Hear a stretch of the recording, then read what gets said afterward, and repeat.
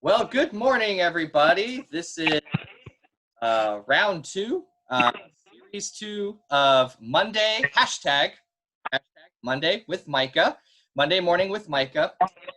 Uh, I'm really excited today. We have a guest speaker, Shannon. Can you hear me okay? I can hear you just fine, Micah. Good morning. Good morning. Okay. And today we're going to be talking about some cool things and some encouraging things that I think we all need to be aware of during these very challenging times with unemployment being so high and encouragement, especially among healthcare professionals. So I'd like to be able to take a few minutes and speak with Shannon because she's kind of seen the light out of all this. So before we jump into those fun questions, tell us a little bit about yourself, Shannon. Absolutely. Well, professionally, I grew up in healthcare in an administrative roles, a lot of private practice, independent physicians' offices, and then moving on to hospital-based leadership positions, cardiology, neurology, a lot of the ologies. But healthcare as a whole has always been what I have done professionally. I jokingly tell people I am the most non-clinical clinical person you'll ever meet, or vice versa. So I don't have any licensure, but I am a certified dementia practitioner. And as I said, I've worked medical administration for the majority of my adult life, which at this point, at 51 years old, is about 25 years experience in doing that. I got into the senior housing, senior living industry about 4 years ago, and that's where we met.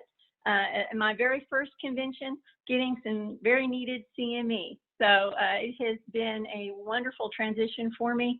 Having been in medical as a background, for me, the trajectory was always to serve and take care of our patients. In senior living and senior housing, it is to serve and take care of our residents and their family members. So I feel like the impact I had on patients, I have even more of an ability to impact entire families in senior living, and it is by far the most satisfying thing I've ever done professionally and personally.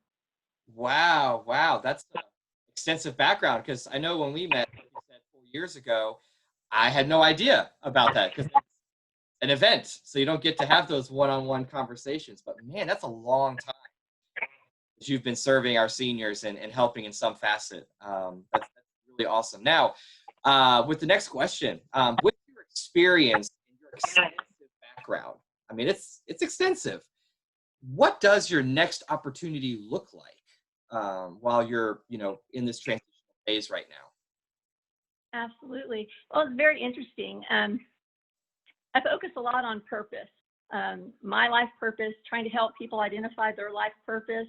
I truly believe, I am a person of faith, so I'm going to speak from a person of faith point of view. I truly believe that when we're born, at that very moment, in us is our purpose and giftedness that is unique to each one of us. And so I feel like when you find that, when you mature to a level where you can embrace that, and when people say, I don't know what my purpose is. I don't know what my giftedness is. I don't have any talent.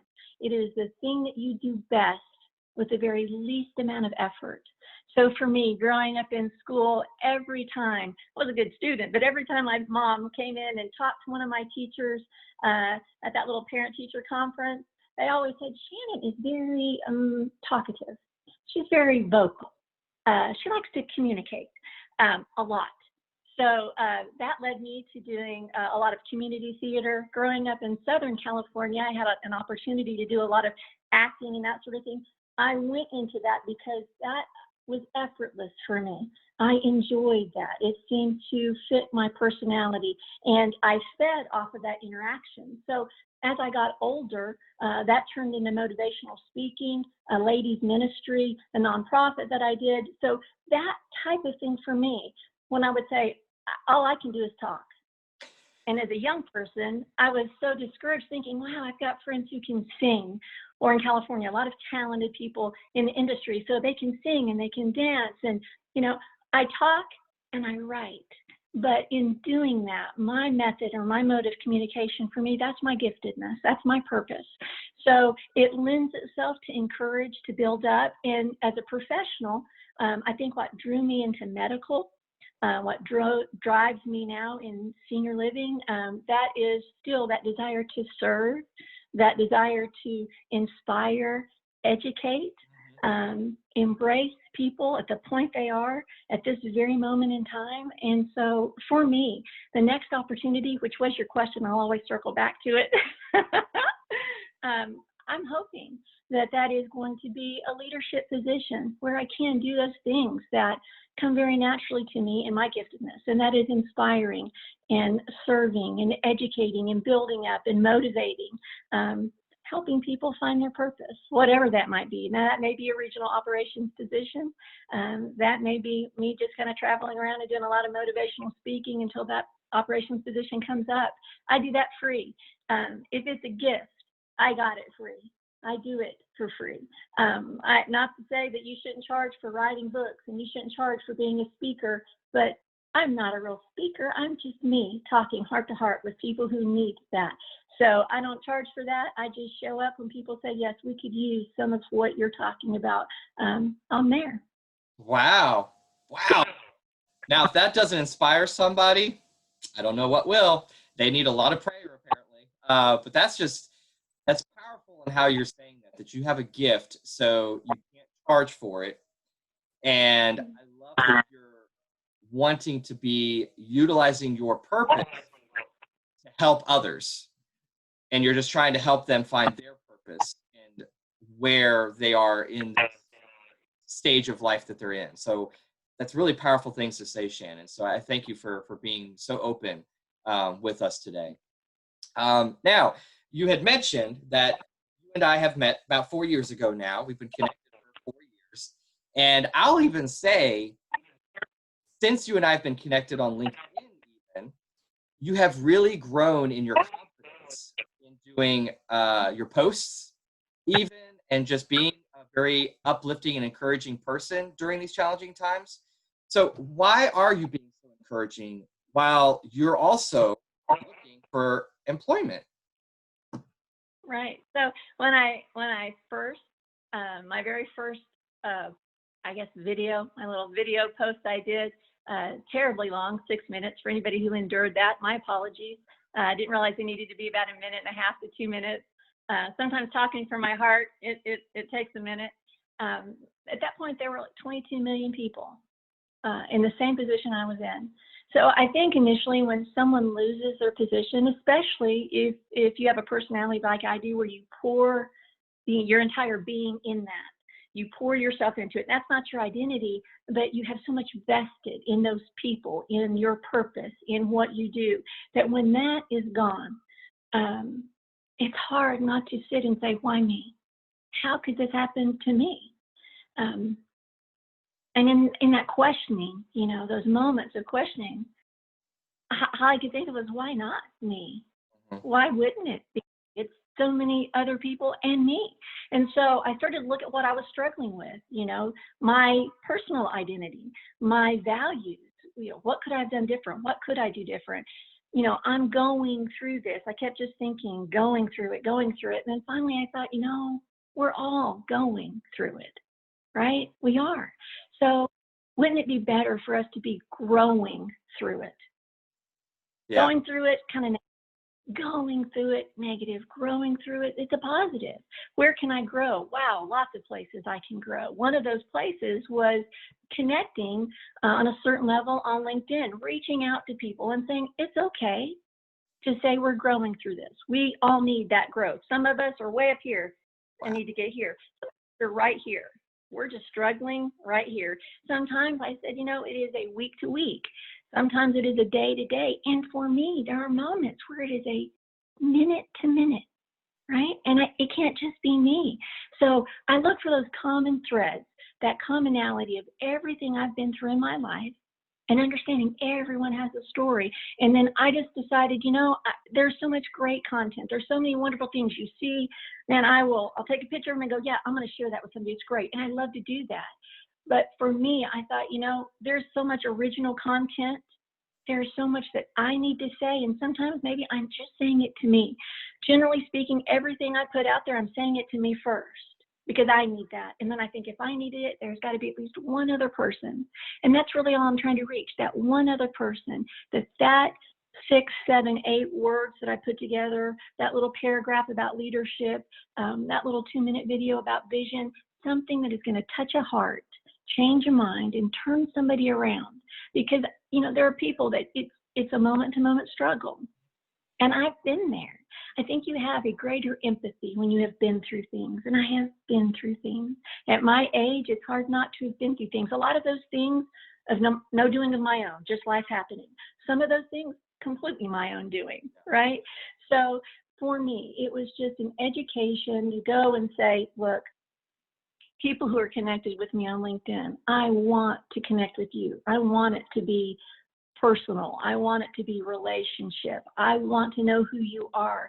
And the amazing thing is right now, it's such a small amount, I'm sure, but I think I'm almost at 5,000 followers. And oh my gosh, for me, that's phenomenal because these are people all over the world. I legitimately have conversations and I know about their children, their personal life, their testimony, what is getting them through the day. And it is an encouragement to me. I almost feel selfish that I'm getting so much more than I'm able to give, but it is what's prompting me to try to create original content and stories and working on 2 articles at one time because I want to give back because I feel like I'm receiving so much from that. It is a fantastic platform and a great encouragement on a very professional level, but you can create those relationships with people worldwide, and it is phenomenal.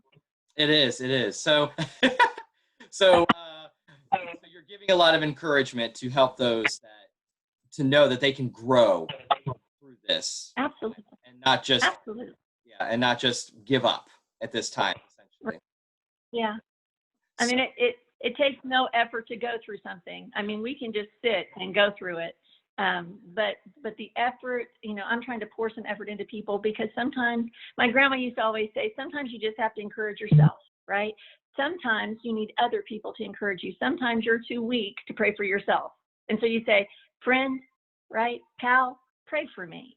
I am prayed out, right? I can't. Yeah. Pray for myself, but other people are praying for you. So I want to be the person that's encouraging people when they can't even encourage themselves. That's awesome. That's powerful. Now, last question. What words of encouragement can you provide to those in a situation of unemployment during these challenging times? Like what everybody's going through right now, and you're in the middle of it, but what words of encouragement can you say to them? Absolutely. The thing that has helped me the most, so I hope this will help someone listening right now, the thing that has helped me the absolute most is to take the focus off myself. So for you, friend, take the focus off your lack, right? Off your less than. Focus on someone else. When I turn my focus to somebody else and say, I don't have much. Maybe I don't have the monetary means to hand somebody money, but could I make them something to eat?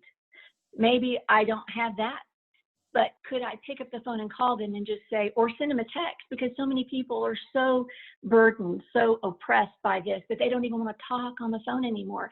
But how quickly can you text somebody and just say, hello, friend, I just want you to know I'm thinking about you. If you're a faith-based person, I'm praying for you, and I'm here if you need me. That is powerful. Everybody can do that. So I say, turn your focus, even if you have to set your timer on your phone, and at a certain time every morning, start your day, 15 minutes of focusing on making a list, everybody I can think of to encourage today and how I can encourage them. When you take your focus off yourself and you're able to pour yourself into someone else, even when you're feeling empty, you'll be amazed at how much more you get back in return. All of a sudden, what we're going through, it seems to diminish. And what will grow in your sight is the things that you can do. It is empowering.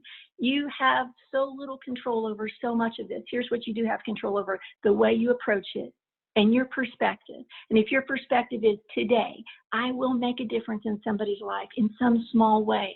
If you do that, I guarantee At the end of the day, you're going to feel so much better about you. Now, your circumstance, anybody else's vision, it may not have changed, but here inside, in your heart, right? Here in your mind, because most of our battles are right here to here, it's going to change for you. Things will turn around, even if you can only do it for 5 minutes. Start small every day. You'll be amazed at how much that'll grow. Things are going to turn around. Things are going to get better, right? Those sound like very hollow words. So put some action behind those. Make it better for someone else. And understand when you do that, that same kindness that you extend to other people is going to be returned to you. So if you're a faith person, it's a sowing, reaping principle. I have an aunt who is a little bit of what I call a hippie, and she just says, that's karma, right? That's a California thing, I guess. And then you also can just say what comes around goes around. So you lose nothing by pouring into people. Be kind. Be generous with whatever it is you have that you can be generous with, even if that is just from your heart to theirs. That generosity will make a difference in lives. Wow. For those that are going to be watching this and listening to this, that is some encouragement there, and that's powerful. And that's something we need right now during these challenging times, is somebody to lift us up. And you just look in the mirror, and you just have to be there for yourself and pray. Like you said, have a prayer too. So you have to do that. So Shannon, I really appreciate this time, and I feel like somebody is going to be able to walk away from this and feel better and encouraged, and to know that they can reach out to you if they need some more support. So please connect with Shannon at the end of this call and at the end of this recording, or even during, if you can multitask. And stay tuned for next Monday. We have another good speaker for next Monday as well on this hashtag Monday Morning with Micah. So thank you all so much, and have a great week.